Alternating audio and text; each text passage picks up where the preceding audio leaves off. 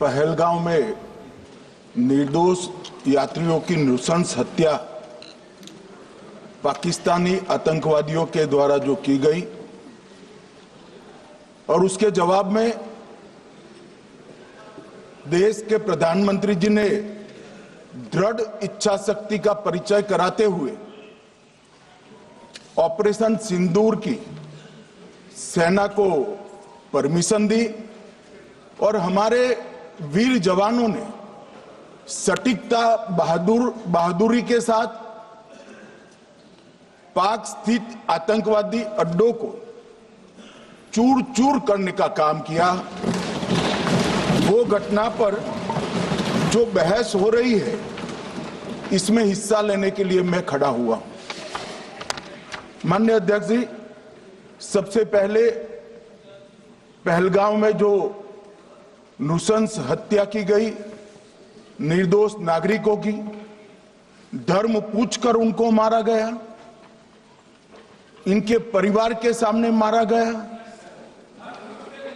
और बड़ी बर्बरता के साथ ये हत्याएं की गई। इसकी मैं घोर निंदा करता हूं और जो मारे गए हैं इनके परिजनों के साथ अत्यंत हृदय की गहराइयों से मैं संवेदना भी व्यक्त करना चाहता हूं। ऑपरेशन सिंदूर के जवाब में पाकिस्तान के हमारे नागरिक ठिकानों पर गोलीबारी की, इसमें भी कुछ नागरिक हताहत हुए, गुरुद्वारा भी टूटा, मंदिर भी टूटा। जो भी नागरिक उसमें घायल हुए हैं और जो हताहत हुए हैं वो सभी के प्रति मैं पूरे सदन की ओर से गहरी संवेदना व्यक्त करना चाहता हूं। माननीय अध्यक्ष जी, कल से यहां पर पक्ष और विपक्ष दोनों की चर्चा चल रही है और स्वाभाविक है जब इस तरह की नृशंस घटना घटे देश में तब इस पर मुक्त चर्चा भी होनी चाहिए, चिंतन भी होना चाहिए, आगे न हो इसकी व्यवस्था की भी चिंता होनी चाहिए। माननीय अध्यक्ष जी, मैं विषय पर आने से पहले आपके माध्यम से सदन को और सदन के माध्यम से पूरे देश को ऑपरेशन महादेव जो कल एक हुआ है इसकी जानकारी देना चाहता हूं। माननीय अध्यक्ष जी, कल ऑपरेशन महादेव में सुलेमान उर्फे फैजल जट, अफगान और जिब्रान, 3 आतंकवादी सेना, सीआरपीएफ और जम्मू कश्मीर पुलिस के संयुक्त अभियान में ऑपरेशन महादेव में मारे गए। और माननीय अध्यक्ष जी, ये जो सुलेमान है ए श्रेणी का लश्कर ए तोयबा का कमांडर था पहलगांव हमले में और गगनगिर आतंकी हमले में वो लिप्त था। इसके ढेर सारे सबूत हमारी एजेंसियों के पास है। अफगान ए श्रेणी का लश्कर ए तैयबा का आतंकवादी था और जिब्रान भी ए ग्रेड आतंकवादी था। और माननीय अध्यक्ष जी, मैं सदन को और सदन के माध्यम से पूरे देश को बताना चाहता हूं, जिन्होंने बेसरन घाटी में हमारे प्रवासियों को, नागरिकों को मारा था, ये तीनों आतंकवादी ये थे और तीनों मारे गए।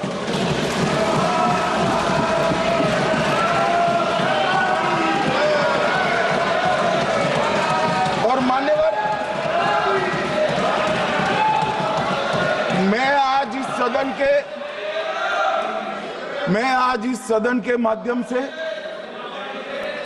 सेना के पैरा 4, सीआरपीएफ के सारे जवान जो अभियान में शामिल थे और जम्मू कश्मीर पुलिस के जो जवान थे, वो सभी को सदन और पूरे देश की ओर से बहुत बहुत साधुवाद देना चाहता हूं। माननीय अध्यक्ष जी, मैं इस ऑपरेशन महादेव के बारे में थोड़ा डिटेल में बताना चाहूंगा। ऑपरेशन महादेव की शुरुआत 22 मई 2025 को, एक प्रकार से तो जिस दिन हत्या हुई थी उसी दिन रात को 22 मई 2025 को हुई। जिस दिन हत्या हुई थी उसी दिन रात को एक सुरक्षा मीटिंग की गई थी जम्मू कश्मीर में। ये पूछ रहे थे, कोई गए नहीं, सिर्फ राहुल गांधी गए। अब आपकी आंख कौन से चश्मे से देख रही है मुझे मालूम नहीं माननीय अध्यक्ष जी।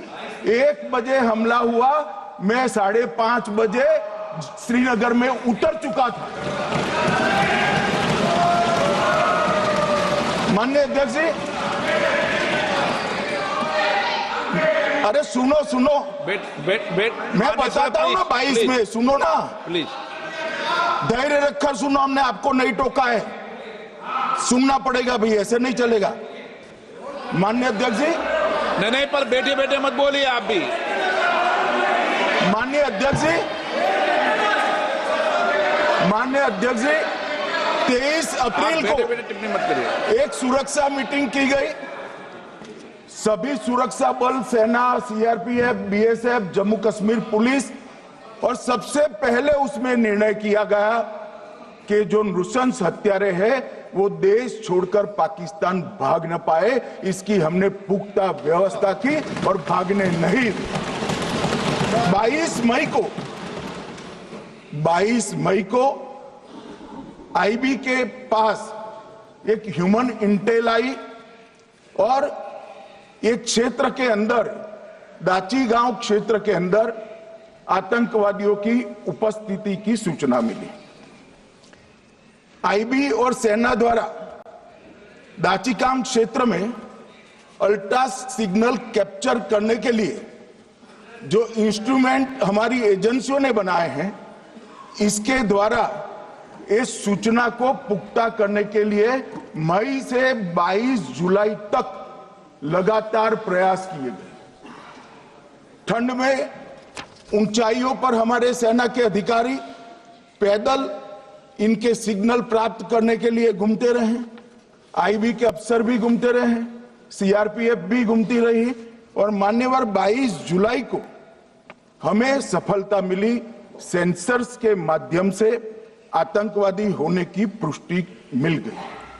तब 4 पैरा जो हमारी सेना का एक हिस्सा है, उसकी नेतृत्व में 4 पैरा के जवान, सीआरपीएफ के जवान और जम्मू कश्मीर पुलिस के जवान मान्यवर एक साथ ये आतंकवादियों को घेरने का काम किया। सेना, सीआरपीएफ, जम्मू कश्मीर पुलिस की मीटिंग भी की गई। जो 5 ह्यूमन एसेट से उनको भी वहां भेजा गया, और कुल मिलाकर कल जो ऑपरेशन हुआ, इसमें हमारे निर्दोष नागरिकों को मारने वाले तीनों आतंकी मौत के घाट उतार दिए। मान्यवर, तीनों के नाम मैंने बताए हैं, सुलेमान उर्फे फैजल जट, अफगान और जिब्रान। मान्यवर, वो तो एक आशंका थी कि यही लोगों ने घटना की है, मगर मैं बाद में एनआईए की जांच पर आता हूं, एनआईए ने पहले से ही इनको, जिन्होंने आसरा लिया था, वो लोगों को गिरफ्तार कर रखा था। उनको खाना पहुंचाने वाले लोगों को अपने कब्जे में रखा था। तो जब आतंकवादियों के शव श्रीनगर आए, इनसे पहचान कराई गई। 4 लोगों ने पहचान लिया, यही 3 लोग थे जिन्होंने पहलगांव में आतंकी घटना को। मगर हमने इस पर भी भरोसा नहीं किया मान्यवर, कोई जल्दबाजी नहीं की।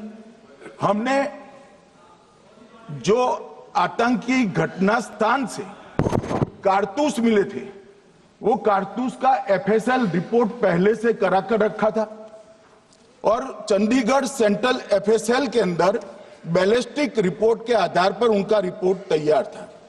जब ये कल आतंकवादी मारे गए, इनकी 3 राइफलें पकड़ी गई, एक M9 अमेरिकन राइफल थी और 2 AK-47 राइफल थी। जो कारतूस मिले थे वो भी M9 और AK-47 के भी थे, मगर हमने इससे भी संतोष नहीं माना।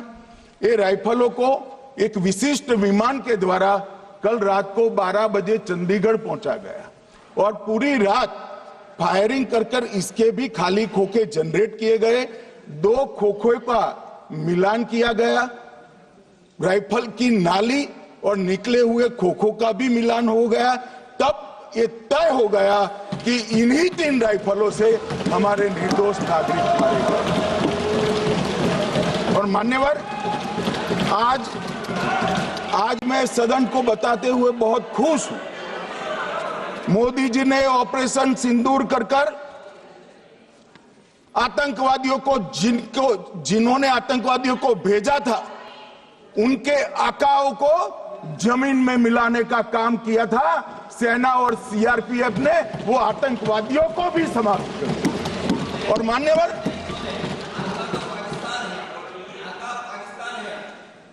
कौन पाकिस्तान से आपकी बात होती है क्या?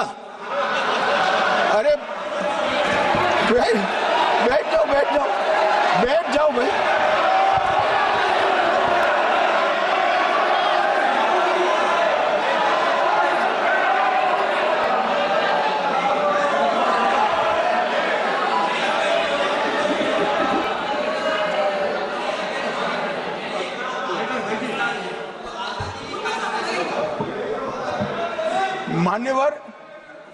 मान्यवर, मैं बताता हूं कैसे इनके आका मारे गए, वो भी नाम के साथ बताता हूं, जगह के साथ बताता हूं, घंटे, मिनट और सेकंड के साथ बताता हूं। मान्यवर, मैं तो अपेक्षा करता था कि जब ये सूचना सुनेंगे पक्ष विपक्ष में खुशी की लहर दौड़ जाएगी, मगर ये स्याही पड़ गई इनके चेहरे। क्या है मान्यवर, इस तरह की पॉलिटिक्स? भाई आतंकवादी मारे गए, आपको इसका भी आनंद नहीं है?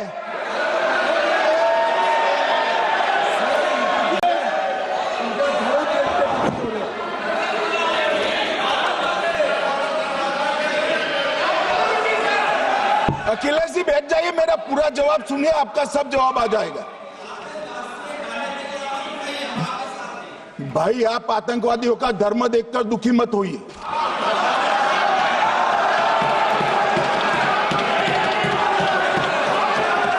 अखिलेश बैठ जाइए यार।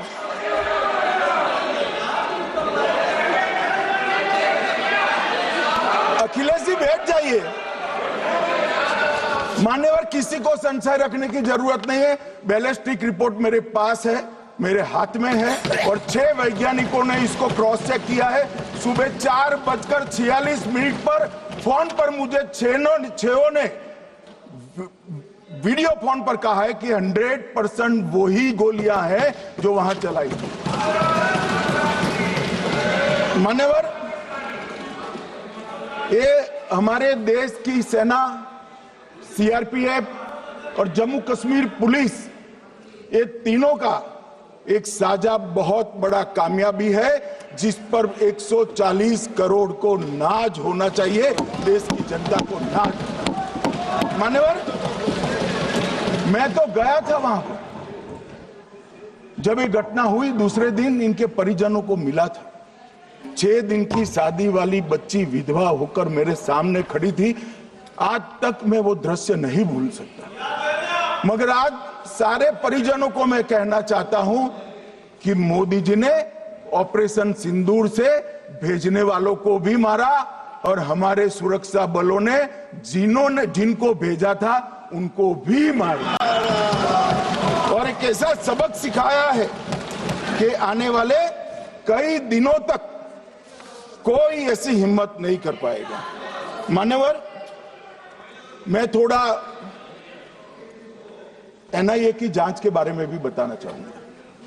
मान्यवर, जिस दिन लश्कर ए तोयबा ने और इसके आउटफिट टीआरएफ ने इसकी जिम्मेदारी ली, उसी दिन हमने तय कर लिया था कि ये जांच एनआईए को सौंप दी जाएगी। क्योंकि एनआईए आतंकवाद के केसों की जांच के लिए, वैज्ञानिक तरीके से जांच करने के लिए और सजा कराने के लिए महारत हासिल की हुई विश्व मान्य एजेंसी है, जिसका सजा कराने का दर 96% से ज्यादा है। मान्यवर, हमने तुरंत ही इसकी जांच एनआईए को दे दी। हमने पूरी व्यवस्था की। सेना, बीएसएफ, सीआरपीएफ और जम्मू कश्मीर पुलिस ने कि लोग देश छोड़कर भाग न जाए। और मान्यवर, इसकी जांच की शुरुआत हुई। एक थकाने वाली बहुत लंबी जांच हुई है। जांच के दौरान मृतक के परिजन जो साथ में थे, उनको सभी को चर्चा किए गया। पर्यटकों, खच्चर वालों, पोनी वालों, फोटोग्राफर, कर्मचारियों, विभिन्न दुकान में काम करने वाले लोगों, कुल मिलाकर 1055 लोगों की लंबी 3000 घंटे से ज्यादा पूछताछ इंफॉर्मेशन के लिए की गई और इस सबको वीडियो पर रिकॉर्ड कर दिया गया। और बाद में इसके आधार पर स्केच बनाया गया और ढूंढते 22/6/25 को एक बशीर की पहचान की गई और परवेज की पहचान की गई, जिन्होंने आतंकवादी घटना के अगले दिन आतंकवादियों को शरण दी थी। उनको अपने ढोक में रखा था। वो दोनों को गिरफ्तार कर लिया गया। अब वो हमारी कस्टडी में है। दोनों गिरफ्तार अपराधियों ने खुलासा किया कि 21/4/25 की रात को 8 बजे 3 आतंकवादी बेसरण से लगभग 2 किलोमीटर दूर स्थित परवेज ढोक में आए थे। आतंकवादियों के पास AK-47 और M9 कार्बाइन थी। जो 2 आतंकवादियों ने काली पोशाक पहनी थी और एक ने छद्म वेश किया था। खाना खाया, चाय पी और ढोक से निकलते वक्त कुछ खाना, नमक, मिर्च और मसाले लेकर वो चले गए।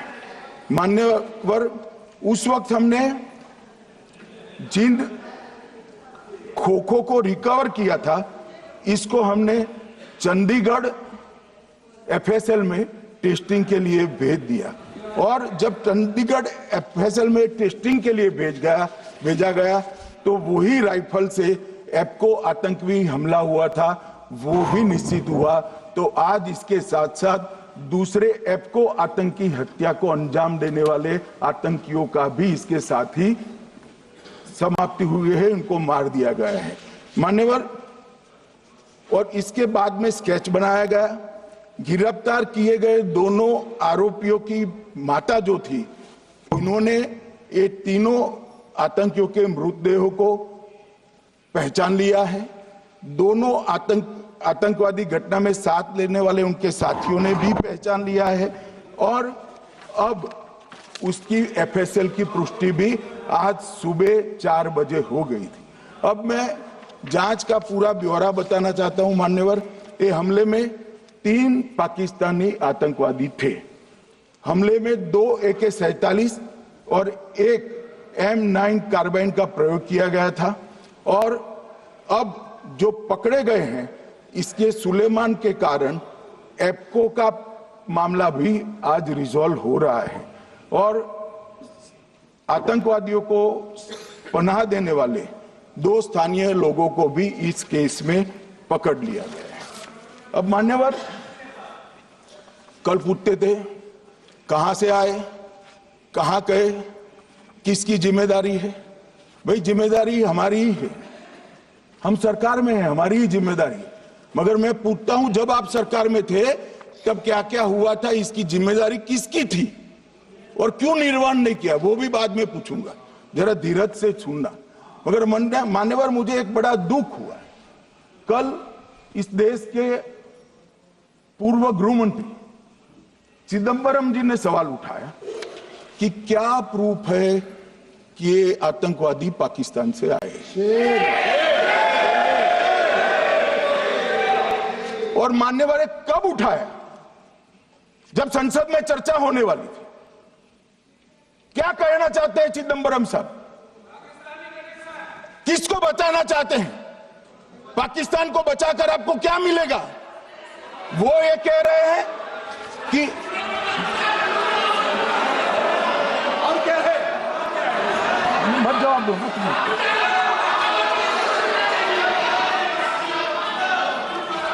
मान्यवर हमारे पास, मैं आज चिदंबरम साहब को कहना चाहता हूं, मैं आज चिदंबरम साहब को आपके माध्यम से कहना चाहता हूं, हमारे पास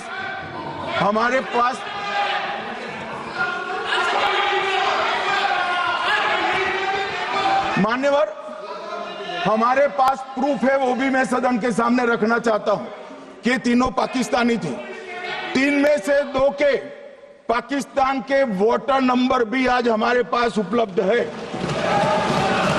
मान्यवर ये राइफलें हैं, ये राइफलें भी हमारे पास उपलब्ध है। इनके पास से जो चॉकलेटें मिली हैं, वो चॉकलेटें ढोक में से मिली, वो भी पाकिस्तान की बनाई हुई चॉकलेट है।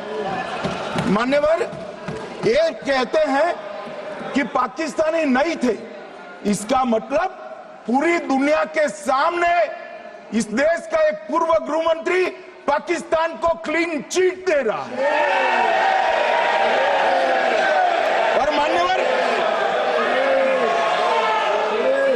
और मान्यवर वो पाकिस्तानी आतंकवादी नहीं थे, ऐसा बोलकर श्री चिदंबरम अगर पाकिस्तानी आतंकवादी नहीं थे तो पाकिस्तान पर हमला क्यों किया, वो भी सवाल खड़ा कर रहे हैं। मान्यवर आज पूरी दुनिया ने हमारे संसद सदस्य गए थे, स्वीकारा था कि हमला पाकिस्तान ने किया है, और इस देश का गृह मंत्री जो कांग्रेस पार्टी से आता है वो कहता है कि क्या सबूत है। अरे मुझसे मांगते, मैं दे देता, टीवी से मांगते हैं, पूरी दुनिया के सामने उजागर करते हैं, सब सुबह खड़ा करते हैं। पाकिस्तान को बचाने का इनका ये षड्यंत्र आज 130 करोड़ लोग जान रहे हैं। बच नहीं पाओगे आप लोग, बच नहीं पाओगे। मान्यवर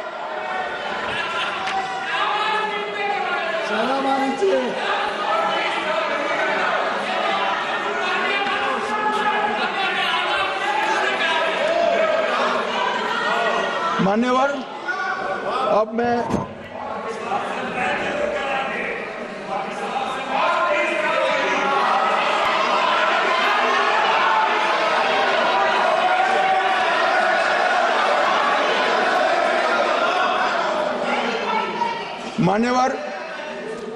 मैं पहलगांव आतंकी हमला और ऑपरेशन सिंदूर, ये दोनों घटनाक्रम के लिए मान्यवर ये अभी से थक जाते हैं।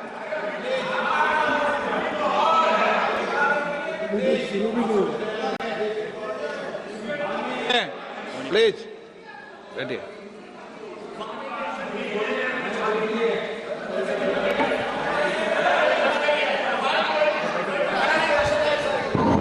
मान्यवर मैं आपके माध्यम से कहना चाहता हूं, थोड़ा धैर्य रखे भैया, अभी तो शुरू हुआ है, अभी तो शुरू हुआ है।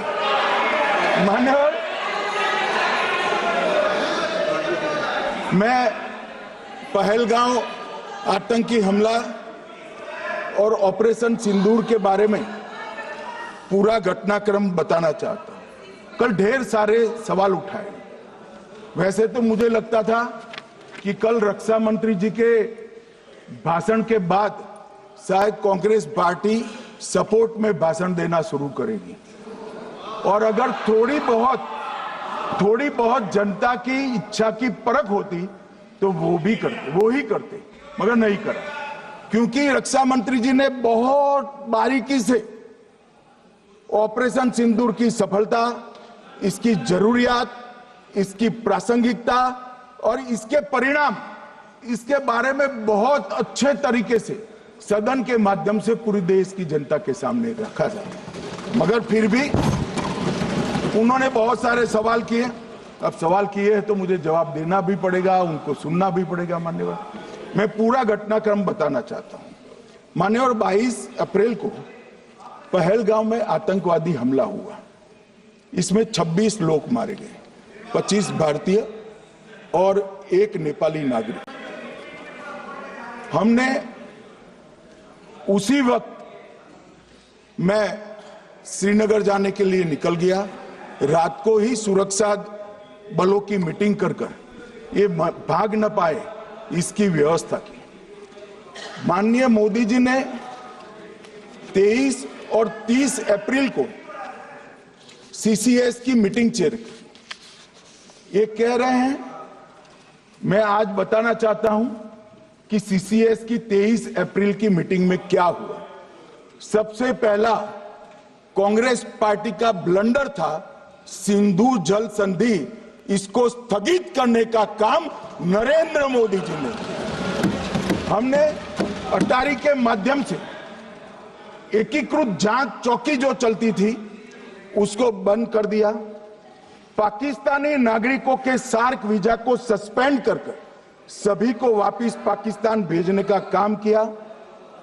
पाकिस्तान स्थित उच्चायोग ने रक्षा, सैन्य, नौसेना के सलाहकारों को अवांछनीय व्यक्ति घोषित किया, संख्या को 55 से घटाकर 30 किया और सीसीएस ने ये संकल्प लिया कि जहां पर भी ये आतंकवादी छुपे हैं उनको और उनकी ट्रेनिंग करने वाले अड्डों को सेना, पुलिस, सीआरपीएफ, बीएसएफ उचित जवाब देगी। मान्यवर, जिस तारीख को ये हुआ उसी दिन ये निर्णय हो चुका। मान्यवर, इसके बाद में कल गोगाई जी कहते थे मोदी जी 24 को पहलगाम जाने की जगह बिहार गए। सुनो यार, मान्यवर, मोदी जी जब ये पहलगाम घटना हुई यहां नहीं थे, विदेश में थे। आने के बाद तुरंत सीसीएस बैठक की और मोदी जी जिस दिन बिहार गए उस दिन पहलगाम में कुछ नहीं, कोई नहीं था, सिर्फ राहुल गांधी थे। सारे लोग चले गए थे, सारे लोग वहां से अपने अपने ठिकाने पर चले गए थे। मगर इन्होंने एक बात कही, उस पर मेरी आपत्ति है। मान्यवर, उन्होंने कहा 24 अप्रैल को चुनावी भाषण किया। मान्यवर, देश का नेतृत्व करने वाले देश के प्रधानमंत्री की फर्ज होती है कि देश की संप्रभुता पर, देश के नागरिकों पर अगर ऐसा जघन्य हमला होता है तो जनता की भावनाओं के अनुरूप जवाब देना चाहिए। मान्यवर, मैं आज आपकी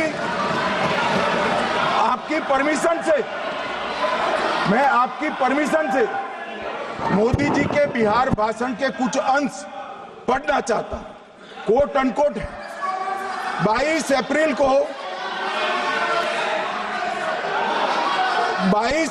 को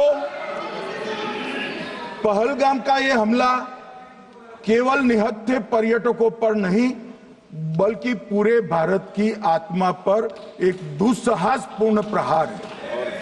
आतंकवाद के प्रति दृढ़ और कड़ा रुख, आतंकियों और इसके हमले की साजिश रखने वालों की कल्पना से भी बढ़कर उनको सजा दी जाए। मान्यवर, महत्वपूर्ण है आतंकियों और इसकी साजिश रचने वाले दोनों को। आतंकियों की बची खुची जमीन भी मिट्टी में मिलाने का समय आ गया है।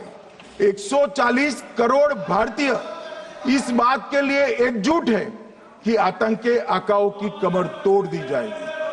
भारत हरेक आतंकवादी और उनके समर्थकों की पहचान करेगा, उनका पता लगाएगा और उन्हें दंडित करेगा। आतंकवाद कभी भी भारत की आत्मा नहीं तोड़ पाएगा। न्याय सुनिश्चित करने का मैं हर संभव प्रयास करूंगा। अनकोट। अब इसमें किसी को चुनावी भाषण दिखाई पड़ता है तो उसकी समझ शक्ति पर बहुत सारे सवालिया निशान लग जाते हैं। ये चुनावी भाषण नहीं है, आतंकवाद के खिलाफ लड़ने का 140 करोड़ भारतीयों का प्रतिघोष है जो मोदी जी ने वहां दिया। इनको चुनावी भाषण दिखाई पड़ता है। जैसे चश्मे होते हैं ऐसी ही दृष्टि होती है। मान्यवर, इसके बाद 30 अप्रैल को मान्यवर 30 अप्रैल को सीसीएस की बैठक हुई, पहले 23 को हुई थी। उसमें सशस्त्र बलों को पूर्ण ऑपरेशन की फ्रीडम दे दी गई। प्रधानमंत्री मोदी जी ने सीसीएस की उपस्थिति में रक्षा मंत्री, एनएसए और सेनाओं के प्रमुख के साथ बैठकर पूर्ण ऑपरेशनल फ्रीडम देने का काम किया और इसके बाद ये ऑपरेशन सिंदूर हुआ।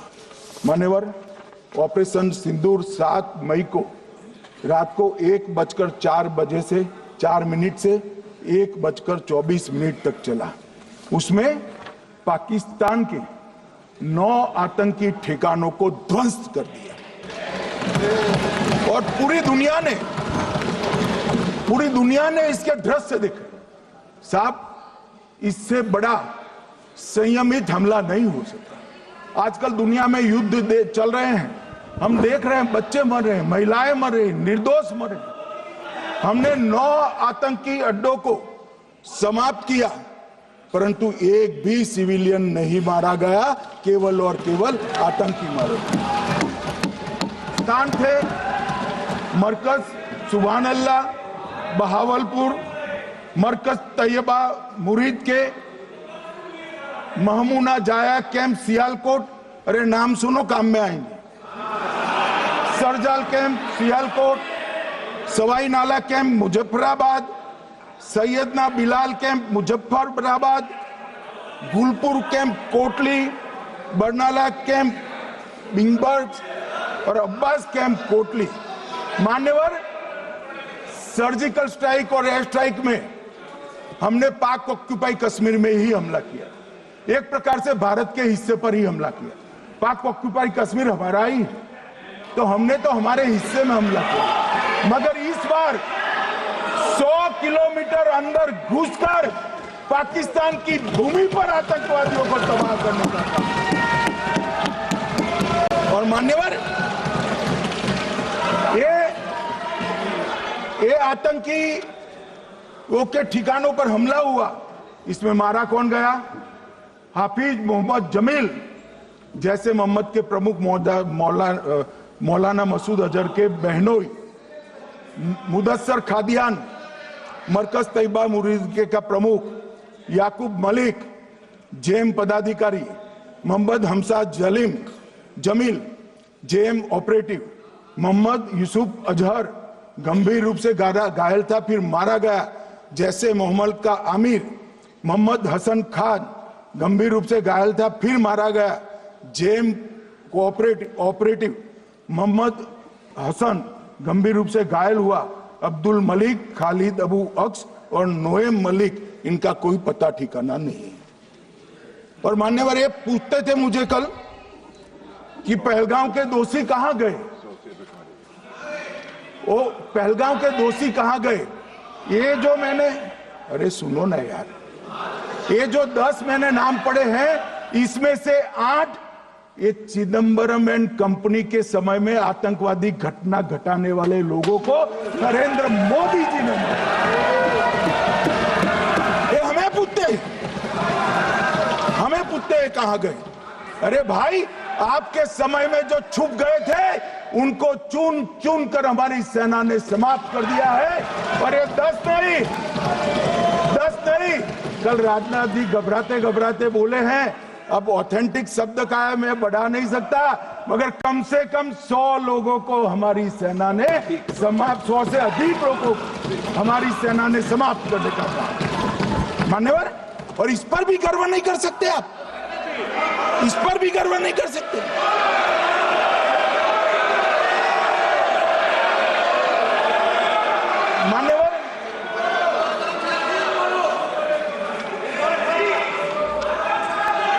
मान्यवर, 7 मई को 1:26 पर 22 मिनट पर ये हमारा काम समाप्त हो गया। हमारे डीजीएमओ ने उनके डीजीएमओ को बता दिया कि भाई, हमने आतंकवादी हमलों पर स्थानों पर सिर्फ हमला किया है, इनके हेडक्वार्टर पर हमला किया है, जो हमारा आत्मरक्षा का अधिकार है। पूरी दुनिया इसको एक्नॉलेज करती है। ऐसा नहीं हो सकता है मनमोहन सिंह के समय की तरह कि वो आकर मारेंगे और हम चुपचाप बैठे रहेंगे और जाकर चर्चा करेंगे। ये नरेंद्र मोदी सरकार, ऐसा नहीं हो सकता। डोजियर भेजते रहेंगे। मान्यवर, उरी में हमला हुआ, हमने सर्जिकल स्ट्राइक किया। पहलगाम में हमला हुआ, एयर स्ट्राइक करा, और अरे पुलवामा में हुआ, एयर स्ट्राइक करा, और पहलगाम में हमला किया। 100 किलोमीटर अंदर जाकर 9 अड्डों और 100 से ज्यादा आतंकवादी को समाप्त। मान्यवर, अब देखिए, हमने तो हमला किया था पाकिस्तान स्थित टेररिस्ट ठिकानों पर। अब पाकिस्तान से गलती हो गई। टेररिस्ट ठिकानों पर जो हमला किया था उसको वो अपने पर का हमला मान बैठे, और पूरी दुनिया में कहते थे कि हमारा टेररिज्म से कोई लेन देन नहीं है। ये तो अब ऐसे ही ग्रुप करते, हम तो विक्टिम है, जो मनमोहन सिंह ने सर्टिफाइड भी कर दिया था कि ये भी विक्टिम है। मान्यवर, मगर दूसरे दिन इनकी श्रद्धांजलि का कार्यक्रम हुआ, और पाकिस्तान को मालूम नहीं पड़ा कि ये पूरी दुनिया देखेगी।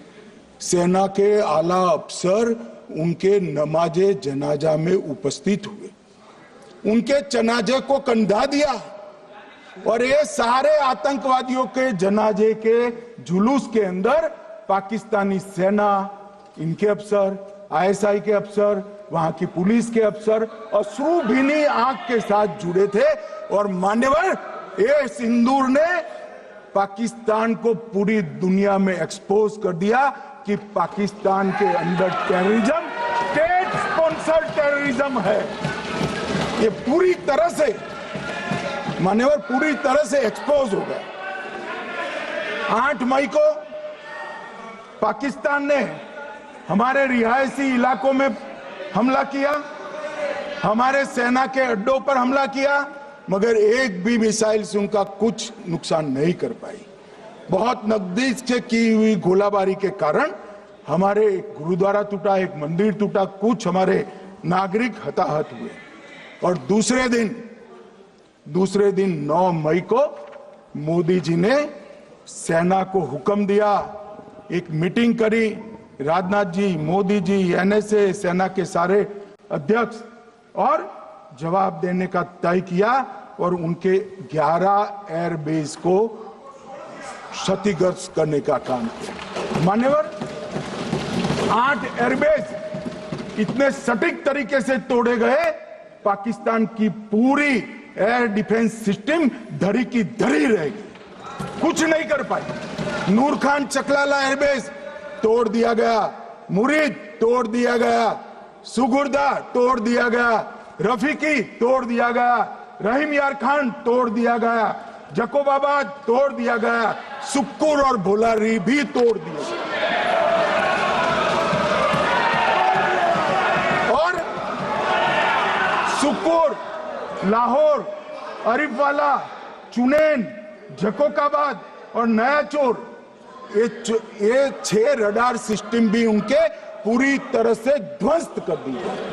2 surface to air guided weapon Lahore और ओकारा में इनका जखीरा भी समाप्त कर दिया गया। और मान्यवर,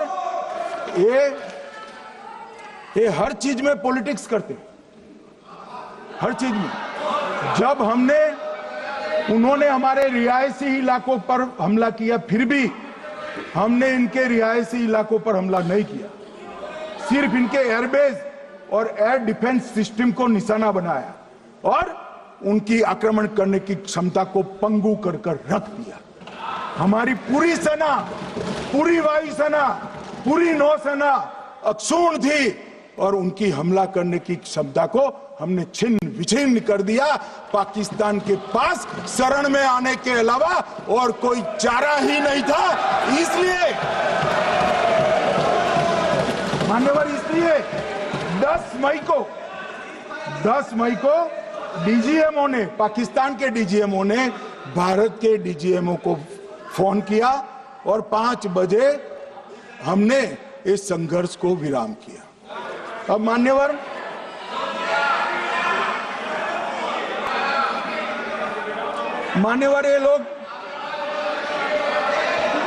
ये लोग कल सवाल उठा रहे थे कि इतनी अच्छी पोजीशन में थे, आपने युद्ध क्यों नहीं किया? युद्ध के कई परिणाम होते हैं मान्यवर, करना न करना वो सोचकर करना पड़ता है। मगर मैं इसी देश के इतिहास से कुछ घटनाएं बताना चाहता हूं। 1948 में मान्यवर कश्मीर में हमारी सेनाएं निर्णायक बढ़त पर थी। सरदार पटेल ना बोलते रहे, जवाहरलाल नेहरू जी ने एक तरफा युद्ध विराम कर दिया। और मान्यवर मैं बड़ी जिम्मेदारी के साथ कहता हूं, मैं इतिहास का विद्यार्थी हूं, पाक ऑक्यूपाई कश्मीर का अगर अस्तित्व है तो जवाहरलाल नेहरू जी की ये युद्ध विराम के कारण है। इसका जिम्मेदार जवाहरलाल नेहरू है। मान्यवर 1960 में सरदार पटेल ने विरोध किया था, गाड़ी लेकर आकाशवाणी तक गए थे, घोषणा न करते दरवाजे बंद कर दिए थे। मान्यवर 1960 में सिंधु जल पर भौगोलिक व रणनीतिक रूप से हम बड़े मजबूत थे और उन्होंने सिंधु समझौता क्या किया? 80% भारत का पानी पाकिस्तान को दे दिया। मान्यवर 62 के लड़ाई की बात मैं बाद में करता हूं। 65 की लड़ाई में हाजीपीर जैसे स्ट्रेटेजिक जगह पर हमने कब्जा किया था, 66 में उसको लौटा दिया गया। मैं 71 के युद्ध की भी बात करना चाहता हूं। मान्यवर 71 में कल राजनाथ जी ने भी बताया, पूरे देश ने इंदिरा जी का समर्थन किया था। उन्होंने पाकिस्तान के 2 टुकड़े कर दिए। बहुत बड़ी विजय थी भारत की और सदियों तक भारत इस विजय पर गर्व करेगा। हम सब भी करते हैं, हमें कोई आपत्ति नहीं। मगर हुआ क्या मान्यवर? युद्ध की विजय की चकाचौंध में क्या हुआ? 93 हजार युद्धबंदी हमारे पास थे, 93 हजार, और 15,000 वर्ग किलोमीटर क्षेत्र पाकिस्तान का हमारे पास था। 93 हजार युद्धबंदी उस वक्त की पाकिस्तान की सेना का 42% और 15,000 वर्ग किलोमीटर क्षेत्र। मगर शिमला में समझौता हुआ, पाक ऑक्यूपाई कश्मीर मांगना ही भूल गए। अगर उस वक्त पाक ऑक्यूपाई कश्मीर मांग लेते, न रहेगा बांस न बजती बांसुरी। ये कैंप तोड़ने की जरूरत न पड़ती साहब आपको, हमको। मान्यवर इतना ही नहीं, पाक ऑक्यूपाई कश्मीर तो नहीं लिया, मांगना ही भूल गए। 15,000 वर्ग किलोमीटर की जीती हुई भूमि भी वापस दे दी। तय हुआ था पाकिस्तानी नरसंहार के लिए युद्ध अपराध न्यायाधिकरण बनेगा, नहीं बना। सेना ने पूर्वी पाकिस्तान में नरसंहार किया था।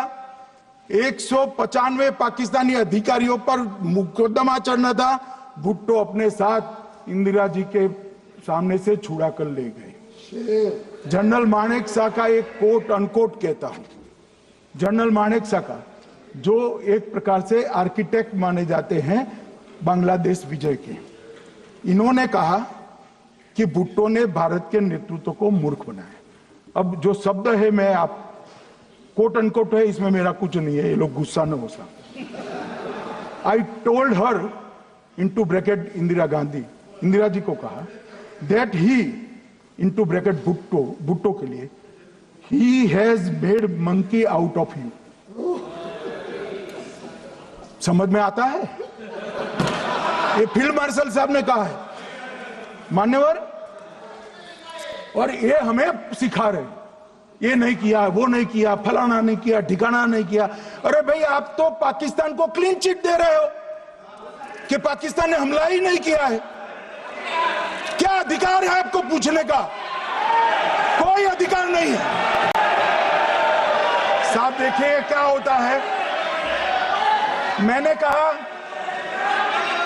कहा पाकिस्तान को क्लीन चिट दे रहे हो, तो कनिमोझी जी कह रही है कि नहीं, हम नहीं दे रहे हैं। कनिमोझी जी, माननीय अध्यक्ष जी, आपके माध्यम से मैं कनिमोझी को बताना चाहता हूं, माननीय सदस्य जी को, कि वो कह रही है हमने नहीं दिया, मगर जिसके साथ बैठते हो उसका दोस्त तो आपके सर पर आएगा ना। चिदम्बरम जी कर रहे हैं, आपके राज्य से है, कांग्रेस के प्रमुख नेता है। देश के पूर्व गृह मंत्री कह रहे हैं कि पाकिस्तान ने आतंकवादी नहीं भेजे थे। क्या क्लीन चिट देना चाहते? किसी को अधिकार नहीं है साहब यहां आतंकवाद पर बोलने का, किसी को अधिकार नहीं। मान्यवर, मैं अब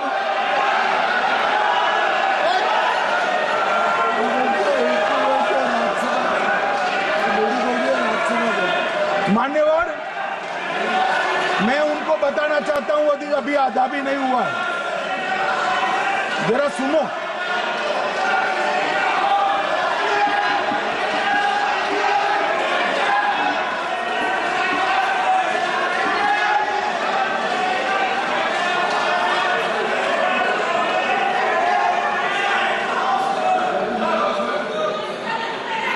मान्यवर,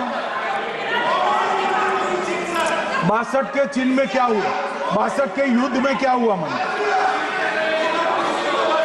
ये अभी कल कुछ कांग्रेस के सदस्य चीन का सवाल पूछ रहे थे, मैं आज पूछना चाहता हूं 62 के युद्ध में क्या हुआ? 38,000 वर्ग मीटर, पूरा सदन ध्यान से सुने, 38,000 वर्ग मीटर अक्साई चीन का हिस्सा चीन को दे दिया गया। और वर्ग किलोमीटर ही बोला, वर्ग किलोमीटर। और मान्यवर, ऐसी ही चर्चा उस वक्त सदन में हुई। मैं तो बड़ी गंभीरता से जवाब दे रहा हूं, मुझे बोलने नहीं देते। जवाहरलाल नेहरू जी ने क्या कहा? वहां घास का एक तिनका भी नहीं उगता है, वो जगह को क्या करे? तो एक संसद सदस्य ने, नेहरू जी का सर मेरे जैसा था, महावीर प्रसाद त्यागी जी ने कहा कि आपके सर पर भी एक बाल नहीं, वो चीन बेच दे क्या? मान्यवर इस तरह से जवाब देते थे, नॉन सीरियस टाइप के जवाब। और कल गोगोई जी बड़ा बड़ा उछल उछल कर बोल रहे थे। अरे गोगोई जी, आपको मालूम है उन्होंने चीन के बारे में, आसाम के बारे में क्या क्या था? आसाम को आकाशवाणी पर बाय बाय कह दिया था। रिकॉर्डिंग है, रिकॉर्डिंग है।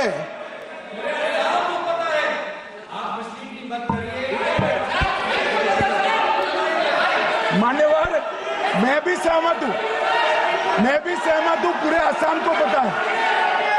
मान्यवर,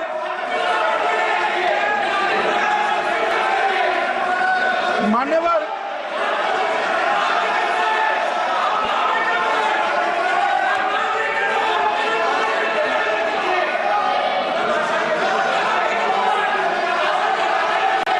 मान्यवर, मुझे मालूम है पूरे आसाम को पता है, इसीलिए तो वो विरोध पक्ष में बैठे हैं वहां पर आसाम में, पूरे आसाम को पता है।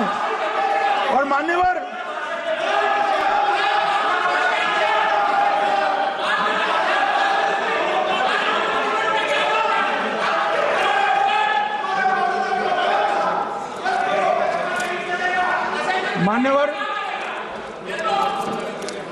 मान्यवर, जोर से बोलने से सत्य को छिपाया नहीं जा सकता।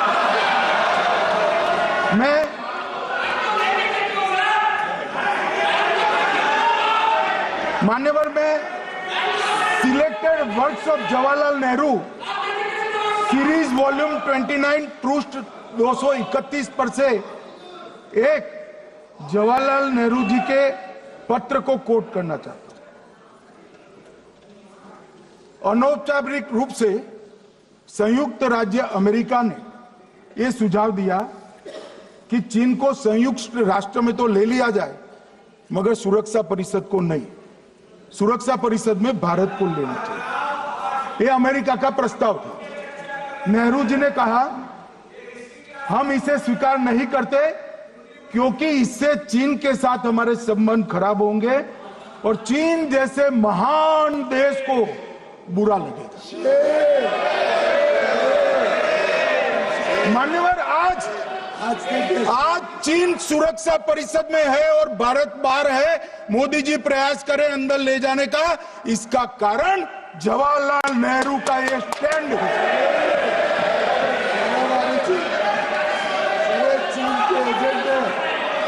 और मान्यवर, ये तो पीढ़ी दर पीढ़ी चलता आ रहा है।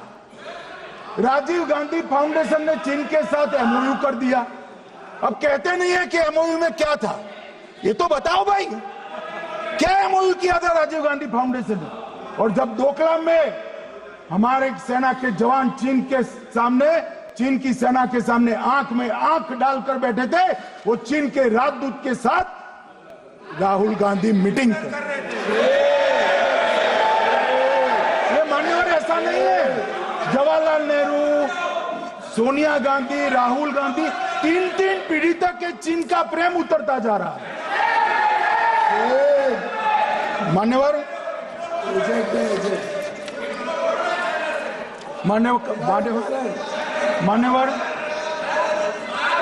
मैं अभी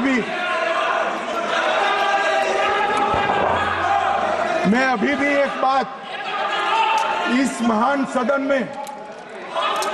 के माध्यम से देश की जनता को कहना चाहता हूं, जो मेरी मान्यता है। ये सारी आतंकवाद की जड़ पाकिस्तान है और पाकिस्तान कांग्रेस पार्टी की भूल है। पार्टीशन स्वीकार न करते, पाकिस्तान कभी न होता। इन्होंने पार्टीशन को स्वीकार कर देश को तोड़ा है। मान्यवर, कल विदेश मंत्री जी बता रहे थे शर्म अल शेख सम्मेलन का बलूचिस्तान ब्लंडर, जिसने पाकिस्तान को हमारे साथ चर्चा करने के लिए इक्वल फुटिंग पर ला दिया। मान्यवर, अब ये टेररिज्म की बात करते हैं। मैं इसमें भी पूरे देश की जनता को टेररिज्म की विगत 20 साल की स्थिति से अवगत कराना चाहता हूं। मान्यवर, अटल जी की सरकार थी। 2002 में टेररिज्म को समाप्त करने के लिए अटल जी की सरकार, एनडीए की सरकार, भाजपा सरकार पोटा का कानून लेकर आई। मान्यवर, मैं सदन को याद कराना चाहता हूं, पोटा कानून का विरोध किसने किया था? किसने किया? कांग्रेस पार्टी ने किया। हमारे पास बहुमत नहीं था राज्यसभा में। मजबूरन हमने कानून को गिर गया, मजबूरन संयुक्त सत्र बुलाना पड़ा और पोटा कानून संयुक्त सत्र में पारित हुआ। देश नहीं भूल सकता मान्यवर। और पोटा कानून को रोककर आज भी कांग्रेस पार्टी के नेता जब बोले तब कहे, पोटा कानून को रोककर किसको बताना चाहते थे आप? किसको बचाना चाहते थे? पोटा तो आतंकवादियों के खिलाफ था। पोटा को रोककर अपनी वोट बैंक का उल्लू सीधा करने के लिए आप आतंकवादियों को बचाना। और मान्यवर, 2004 में अटल जी की सरकार गई, मनमोहन सिंह, सोनिया गांधी की सरकार आई। आते ही पहला काम क्या किया मान्यवर? पहली ही कैबिनेट में पोटा कानून को रद्द कर दिया। मैं फिर से पूछता हूं, किसके फायदे के लिए कांग्रेस पार्टी ने पोटा कानून रद्द किया? जवाब दीजिए जरा यहां पर। और मान्यवर, इसके बाद क्या हुआ? 2004 के दिसंबर में पोटा कानून रद्द हुआ। 2005 में अयोध्या में रामलल्ला के टेंट पर हमला हुआ, आतंकवादी मारे गए। मुंबई लोकल ट्रेन 2005 में रामलल्ला पर हमला, 6 में मुंबई ट्रेन में बम धमाके 187 लोग मारे गए। 2006 डोडा उधमपुर में हिंदुओं पर हमला, 34 लोग मारे गए। 2007 हैदराबाद 44 लोग मारे गए। 2007 यूपी लखनऊ वाराणसी 13 लोग मारे गए। रामपुर सीआरपीएफ कैंप, वहां पर हमला हुआ 2008 में। 2008 में श्रीनगर के आर्मी के काफिले पर हमला हुआ, 10 सुरक्षा बल मारे गए। मुंबई आतंकी हमला 2008 में हुआ, 246 लोग मारे गए। जयपुर में 8 बम धमाके हुए, 64 लोग मारे गए। 2008 में अहमदाबाद में 21 बम धमाके हुए, 57 लोग मारे गए। दिल्ली में 2008 में 5 धमाके हुए, 22 लोग मारे गए। और पुणे की जर्मन बेकरी, 17 लोग मारे गए। वाराणसी में 10 में धमाका हुआ, 11 में मुंबई में 3 धमाके हुए, 27 लोग मारे गए। अब मैं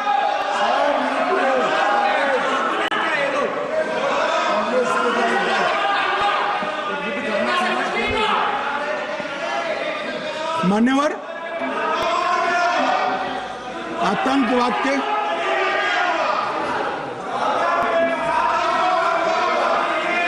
मान्यवर आतंकवाद के खिलाफ लड़ाई होती, कभी वो हमला करते हैं, मगर सवाल ये है कि इन्होंने 5 से 11 के बीच में 27 जघन्य हमले किए, 1000 के करीब करीब लोग मारे गए। आपने क्या किया? क्या किया आपने? जवाब दीजिए, क्या किया? और मैं राहुल गांधी जी को चैलेंज देना चाहता हूं, इन्होंने इस आतंकवादी हमलों के खिलाफ उनकी सरकार ने जो कदम उठाए, यहां खड़े रहकर हिम्मत से बताए देश की जनता को, कुछ नहीं किया मान्यवर। ये यहां से आतंकवादियों की फोटो पाकिस्तान भेजते रहे, डोजियर भेजते रहे। और मान्यवर ये कहते हैं कि आपके समय में भी हमले हुए। मैं उनको अंतर समझाना चाहता हूं, वो देख नहीं पा रहे। मान्यवर, हमारे समय में जो भी आतंकवादी घटना हुई, पाक प्रेरित और कश्मीर सेंट्रिक हुई। देश के हिस्से में 2004 से 2014 से 2025 तक एक भी घटना नहीं हुई है मान्यवर। ये नरेंद्र मोदी सरकार है मान्यवर। और कश्मीर में भी आज स्थिति ऐसी हुई है, उनको पाकिस्तान से आतंकवादी भेजने पड़ते हैं। कश्मीर में आतंकवादी अब हमारे नहीं बनते मान्यवर। और मैं सलमान खुर्शीद जी को भी याद करना चाहता हूं। एक बार मैंने बड़े सवेरे में नाश्ता करता था, टीवी पर उनको रोते हुए देखा। मुझे लगा क्या हुआ, कोई बड़ी घटना हो गई। तो रोते रोते वो श्रीमती सोनिया गांधी के घर से बाहर आ गए कि बाटला हाउस की घटना देखकर सोनिया जी फूट फूट कर रो पड़ी। अरे रोना था तो शहीद मोहन शर्मा के लिए रोते, बाटला हाउस के आतंकवादियों के लिए रोना आता है। और मान्यवर हमें पूछते हैं कि आपने क्या किया। कोई अधिकार नहीं है पूछने का, कोई अधिकार नहीं है मान्यवर। और ये हमें पूछते थे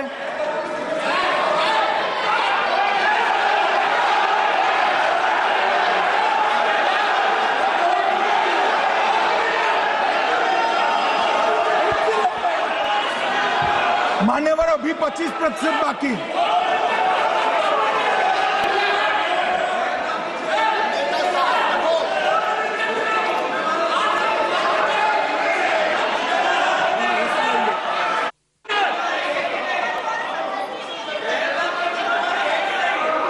बैठिए, जवाब दे रहे हैं ना आपका, जवाब दे रहे हैं आपका।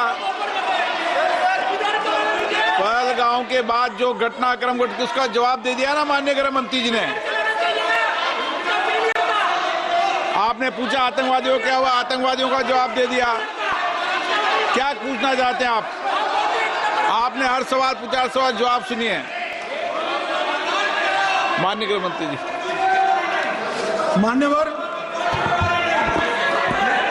मान्यवर, इन लोगों को कल ऐसा था कि ये जो बेसरन के गुनेगार है वो पाकिस्तान भाग गए। तो बड़े आवाज से पूछते थे, भाग गए भाग गए भाग गए, गृह मंत्री क्या करता है, जिम्मेदारी ले। हमारी तो सेना ने ठोक दिया। सीआरपीएफ ने ठोक दिया मान्यवर। अब मेरा तो जवाब बनना ना देता है ना वो मांगना बनता है, मगर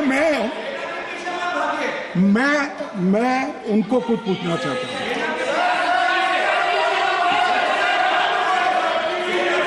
मान्यवर,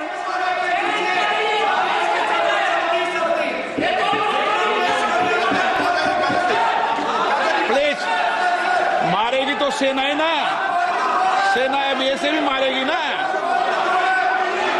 तो वो भी ये कह रहे हैं सेना और सीआईएसएफ ने मारा।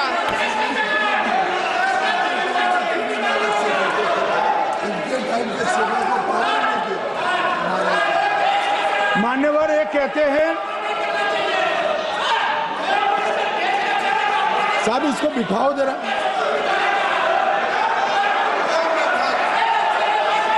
हाँ, बैठिए बैठिए बैठिए बैठिए बैठिए।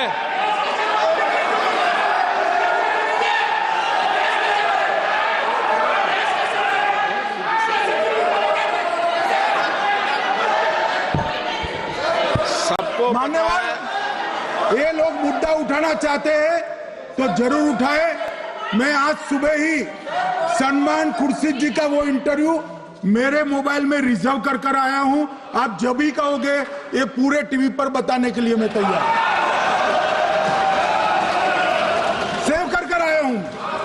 इनकी इच्छा है तो कल एक समय तय करिए, यहां बता दीजिए चारों टीवी में, और देश की जनता भी देख ले।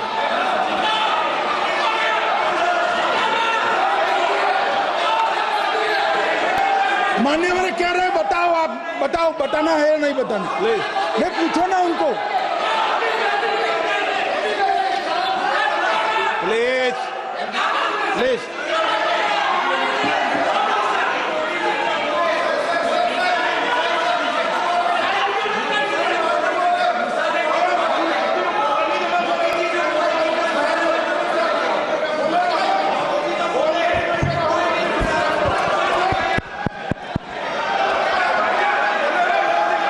बिट्टू बैठ जाओ।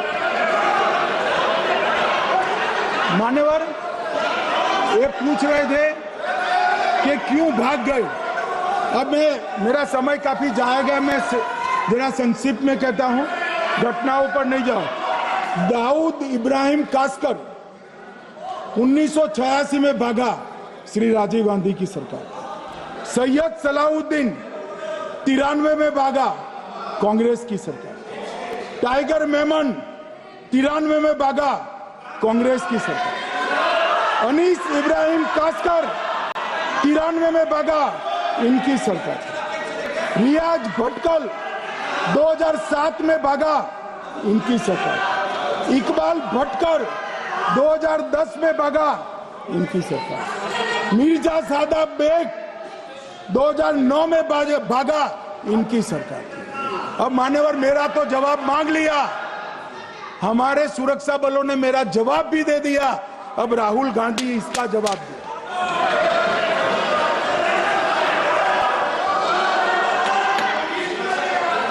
मान्यवर अब मैं कश्मीर के विषय में मैं बात करना चाहता हूं। कल कहते थे कि गृह मंत्री ने भाषण किया था कि 370 की कलम जाएगी तो आतंकवाद कम हो जाएगा। क्या हो मान्यवर, मेरा हिसाब देना बनता है। हम भारतीय जनता पार्टी के कार्यकर्ता हैं, ये नरेंद्र मोदी जी की सरकार है, हम जवाबदेह होते हैं जनता के प्रति, संसद के प्रति और देश के हितों के प्रति। मैं आज देश की जनता के सामने 2004 से 14 और 2015 से 25 10-10 साल का लेखा जोखा रखना चाहता हूं। 2004 से 14 में अखंड सोनिया मनमोहन की सरकार थी 10 साल की, और 15 से 25 अखंड रूप से नरेंद्र मोदी जी की सरकार। कश्मीर में टेरर इंसिडेंट 7217 हुए थे 2004 से 14 में। 70% की कमी के साथ 2150 हो गए 1525। नागरिकों की मृत्यु 2004 से 14 में 1770 हुई, 2015 से 25 में कम होकर 357 हो गई, 80%। सिक्योरिटी फोर्सेस की मृत्यु 1060 हो गई उस वक्त, और हमारे समय में 542 हुई, और टेररिस्टों की मृत्यु में 123% की वृद्धि हुई। ये हमें पूछ रहे हैं क्या हुआ? आंकड़े से भाग नहीं सकते भाई, आंकड़े से भाग नहीं सकते। और अब मैं कहता हूं कि धारा 370 ने कश्मीर में आतंकवादी इकोसिस्टम को नष्ट कर दिया है, जिस धारा 370 को आपने इतने साल तक बचा कर।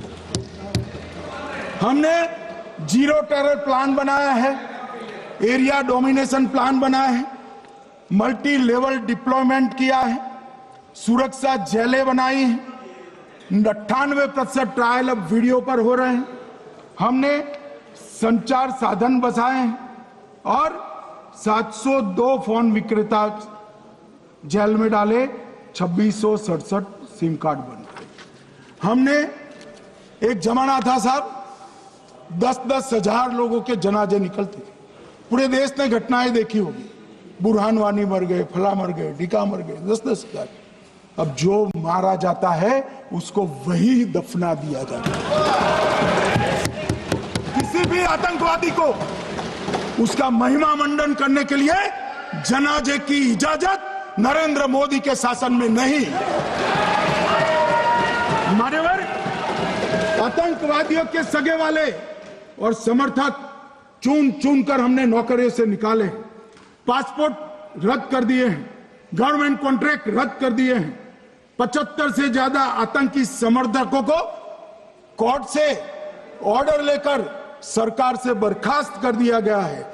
बार काउंसिल उनके समर्थकों से भरी थी, सस्पेंड कर नया लोकप्रिय चुनाव हमने कराया है। मान्यवर, कई संगठन बैन करे, मैं बाद में बताता हूं।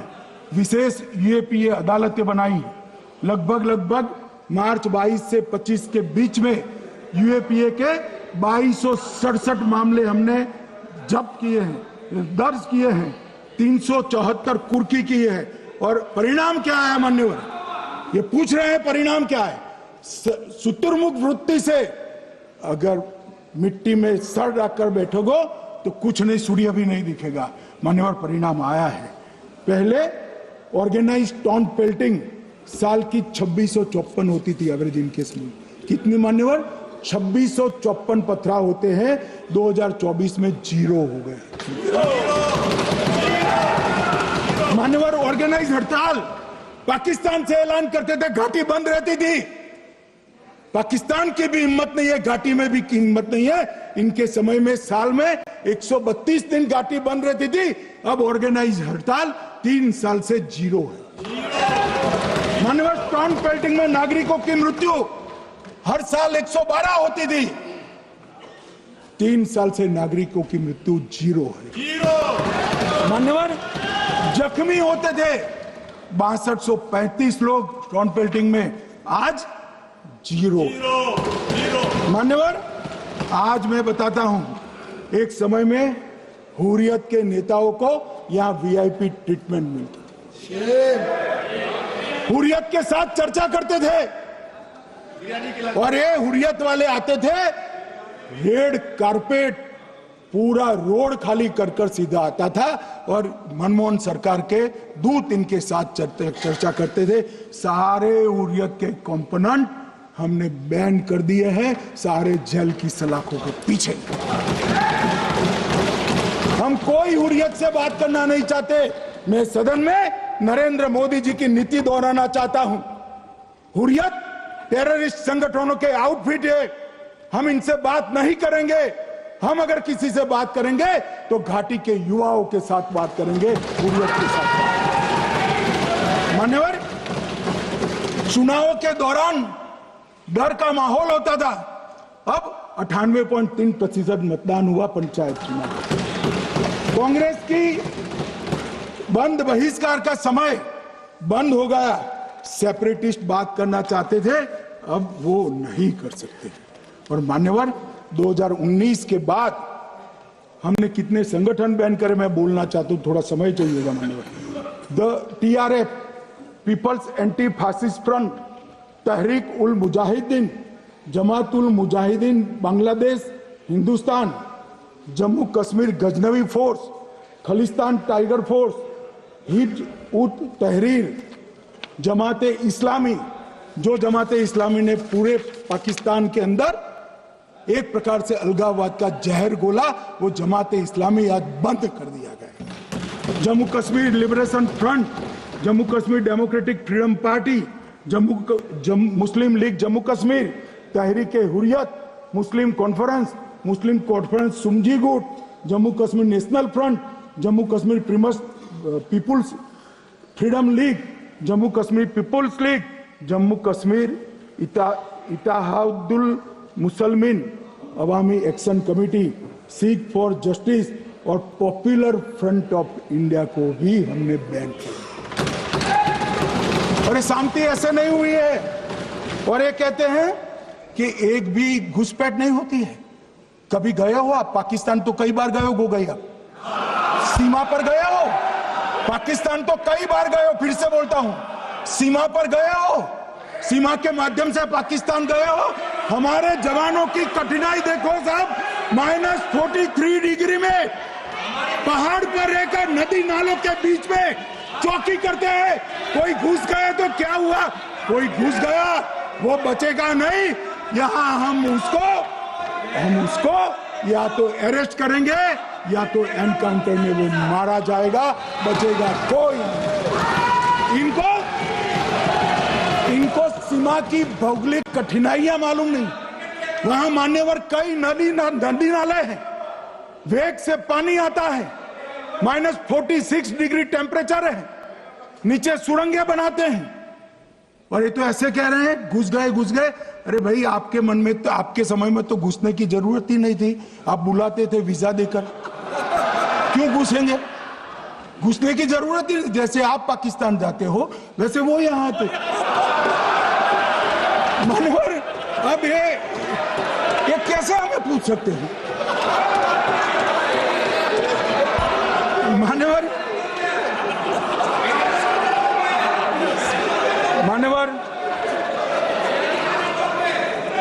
मैं समझ रहा हूं, मान्यवर मैं समझ रहा हूं, पोटा का विरोध करने वाले को नरेंद्र मोदी की आतंकवादी विरोधी नीति नहीं पसंद आई। मैं समझ रहा हूं, पोटा रद्द करने वाले को नरेंद्र मोदी जी की एंटी टेरर नीति पसंद नहीं आई। मैं समझ रहा हूं, टेररिस्टों का बचाव कर वोट बैंक बनाने वालों को एक कोई नीति पसंद नहीं आएगी। मानवर, इसका विरोधी होना है।